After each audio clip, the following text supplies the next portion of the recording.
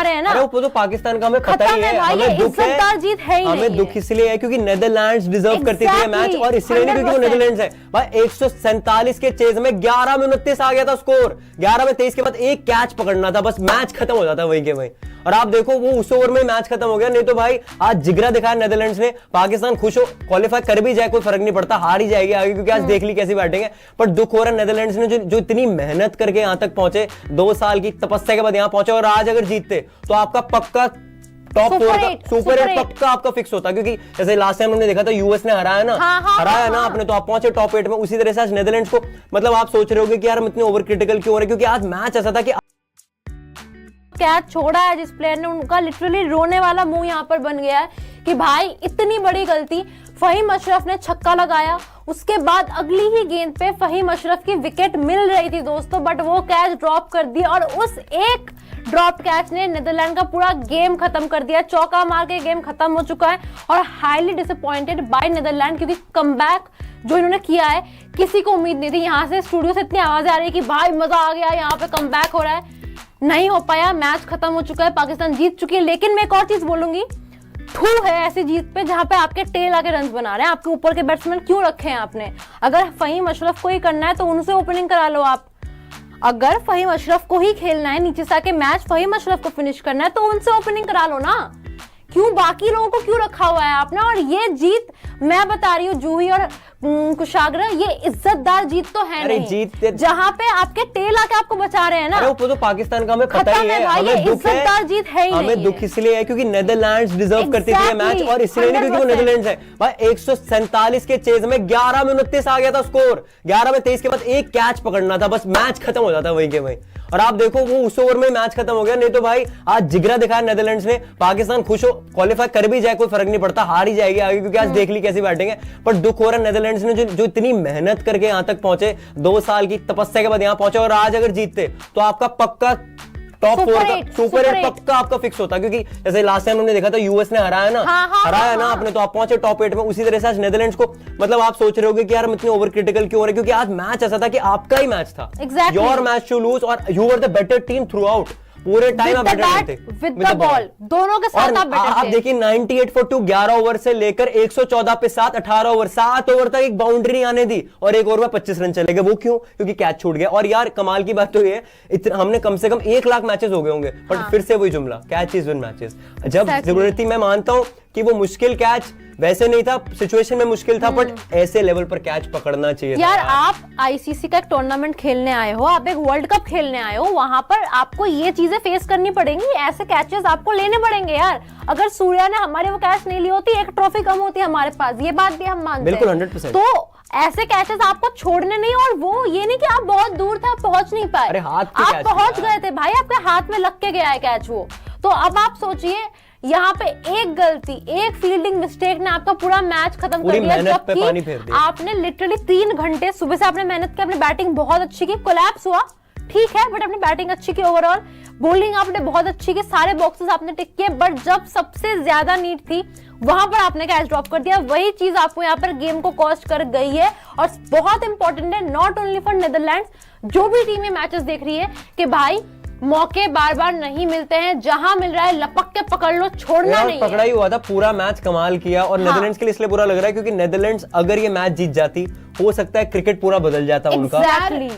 पता है, हाँ बिल्कुल। जी बोलिए। नहीं, सर्टेनली ये सर्टेन था कि अगर आज आप जीतते तो पक्की बात थी कि आप टॉप 4 में जाते, टॉप 8 में जाते, गारंटी। क्योंकि इंडिया से अगर आप हार भी जाते, आप पाकिस्तान से जीत के, नमीबिया से तो नहीं हारते, यूएस को भी आप हरा देते, क्योंकि यूएस से ज्यादा एक्सपीरियंस टीम हो आप। और आज इनमें हमें मैच विनर्स दिखे भी, हमें जैसे जूही जी पूछ रही थी ना कि बॉलिंग कैसी, मैंने कहा अच्छी है, पर मुझे नहीं पता था इतनी अच्छी बॉलिंग है। एक ही ओवर से तो हारे आप, एक कैच से बल्कि हारे। अब देखो इस छक्के के बाद 19 ओवर में पहली बॉल पे छक्का लगा, 11 में 23, ये जो कैच छूटी, और फहीम वापस स्ट्राइक पर आए, क्योंकि आप देखोगे शाहीन से भी नहीं लग रहे थे। हाँ, ये देखो ना, फहीम अशरफ ने मैच बदल दिया, और फहीम अशरफ ने बैटिंग से आज कर दिया, और उसके बाद तो फिर रेस्ट इज हिस्ट्री। इस जीत की कोई वैल्यू नहीं है जूही जी, मैं बोलूंगी ये जीत की कोई वैल्यू नहीं है। सबसे पहले तो मैं ये बोलूंगी, नीदरलैंड्स ने बहुत अमेजिंग खेला है, उन्होंने तो बजानी पड़ेगी यार। उन्होंने ये बताया है भाई कि 147 को डिफेंड कैसे करते हैं। मतलब यहाँ पे बड़ी टीम की बात नहीं हो रही, नीदरलैंड्स की बात हो रही है। इतने कम टाइम में इतना कमाल का प्रदर्शन, जो लोग ये प्रिडिक्ट कर रहे थे, जो लग रहा था कि नीदरलैंड्स वो कर ले जाएगी,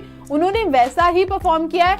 बहुत ही amazing with the bat with the ball मैं कहूंगी, क्योंकि ठीक है चलो विद द बैट एक बार को कोलैप्स हो गया, लेकिन 147 रन उस टीम ने बनाए और इस माइंडसेट से आए मैदान पे कि मुझे ये डिफेंड भी करना है, और किया। लास्ट ओवर तक ये मैच गया है दोस्तों, ये 15 ओवर में ना खत्म हुआ है, ना 10 ओवर में खत्म हुआ है, ना 18 ओवर में खत्म हुआ है, ये आखिरी ओवर तक गया है। और जिस तरीके से उन्होंने अपना इंटेंट दिखाया ना, आने वाले मैचेस के लिए भी वो एक बार को इस टीम के लिए ये दिखाया है कि वो क्या क्या कर सकते हैं। पाकिस्तान की रहेगी बात, पाकिस्तान ने बहुत ही घटिया खेला है।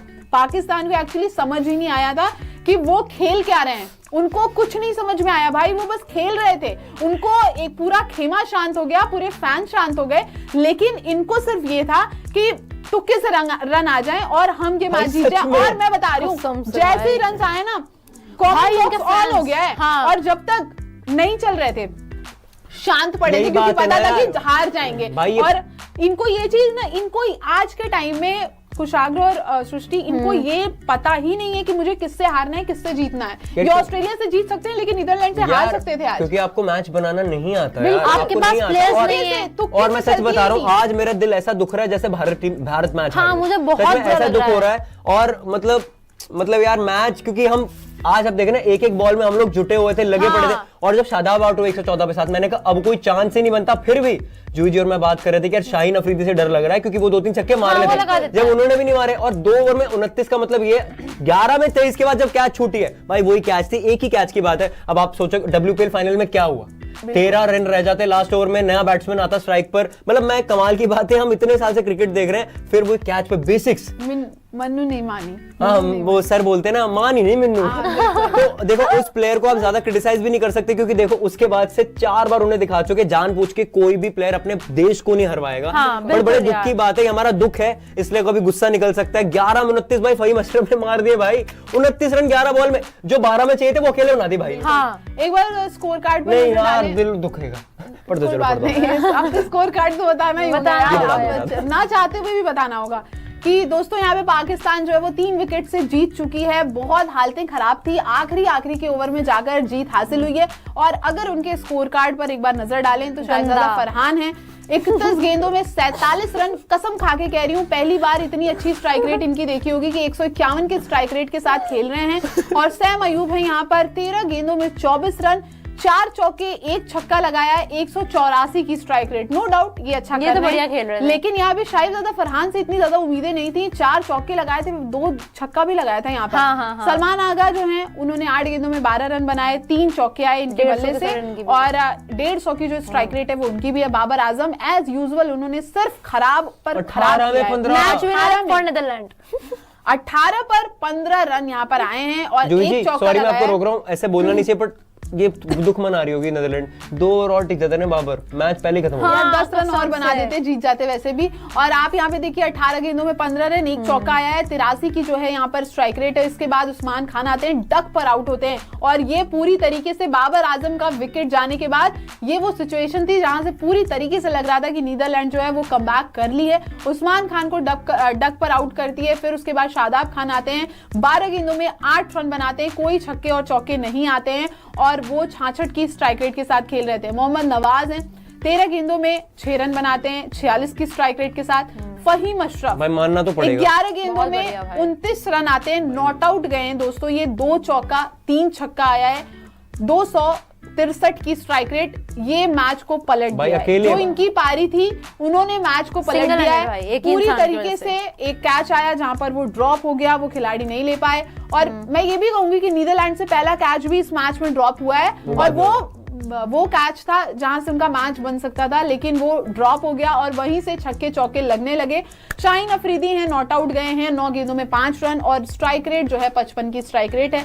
तो आप देखेंगे तो पाकिस्तान बहुत गिरती पड़ती हालत में ये रन्स बनाई है, बहुत ज्यादा स्ट्रगल कर रही थी। और वो भी नीदरलैंड के सामने। बिल्कुल इंडिया सामने आ जाए, ऑस्ट्रेलिया या इंग्लैंड, तो एक्चुअली बात होती है ना, वही बात है, वन साइडेड होता है ना वहाँ तो हार। आप देखो कि मैं वही बोल रहा था, जिम्बाब्वे 2022 24 में यूएसए, और आज सच में मुझे नहीं लग रहा था यार ये पूरा मैच ही पाकिस्तान का था, इतना दूर तो मैच जाना ही नहीं चाहिए था।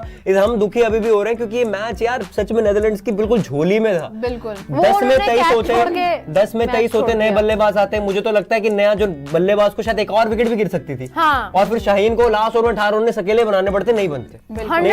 पर भाई फहीम अशरफ को मतलब सैल्यूट, क्या बोलूं, ये बोलूं कि भाई जिता दिया मैच आपने, हारा हुआ मैच जिता दिया। कोलैप्स देखे ना, 98 2 से 114 for 7 हमने सृष्टि जी 42 बॉल देखे जब बाउंड्री नहीं लगी। हाँ। और मतलब आपने, और मैं देख रहा था 18 रन 7 ओवर में, मतलब ओडीआईज में भी नहीं बनते इतने, क्या बॉलिंग डाल दी भाई, ऐसे कौन बॉलर थे। कब क्लेन हो गए, और अब ये भी आप बोल सकते हो, मेरे को ऐसा लग रहा है कि क्या भी कर गया भाई, क्लेन है। क्लेन को पैर पे चोट भी लगी थी, हो सकता है वो लोगन वैन बीक की जगह क्लेन आते उस ओवर को डालने, क्योंकि वो विकेट लेके गए थे पर उनको पैर में चोट लगी थी, ये भी रीजन हो सकता है। और लोगन वैन बीक ऑल्दो इनके एक्सपीरियंस बॉलर है, और अगर आप देखो कि 3 ओवर में अच्छा ही किया था, लास्ट ओवर में 25 खा लिए, नहीं तो 3 ओवर में तो अच्छी बॉलिंग करी थी। बिल्कुल। अगर यहाँ नीदरलैंड की बॉलिंग की बात करें तो आर्यन दत्त, बिल्कुल आर्यन दत्त 4 ओवर डालते हैं दोस्तों, 33 रन देते हैं, 2 विकेट, शुरुआत के 2 विकेट बहुत कमाल के थे। इनके इकोनॉमी 8.20 की है। लोगन वैन बीक हैं, 4 ओवर डालते हैं, 46 रन देते हैं, 1 विकेट लेते हैं, और 11 की इनकी जो है इकोनॉमी है। यहाँ पे क्लेन है, 3 ओवर डालते हैं, 23 रन देते हैं, 1 विकेट लेते हैं, और इकोनॉमी 7.70 की है। वेंडन मर्व हैं, 3 ओवर डालते हैं, 13 रन, 1 विकेट, 4.30 की इकोनॉमी। अमेजिंग, मतलब इन्होंने तो कमाल ही कर दिया। मैच भी यहीं से आपको देखा था आपने, पलटा best bowler of the day. और आप देखिए यहाँ पे वैन मैकलेन है, जहाँ पर 4 ओवर डालते हैं, 20 रन देते हैं, और 5 की इकोनॉमी इनकी भी अच्छी है, 2 विकेट। ने क्या बॉलिंग की 2 विकेट उन्होंने ली थी, इन्होंने डबल विकेट मेडन डाला था, विकेट मेडन डाला था। और उसके बाद हैं डिलीटे हैं, और 1.3 ओवर्स, कोई विकेट नहीं मिलती है, 13 रन भी खा जाते हैं, और 8.70 की जो है इनकी इकोनॉमी है।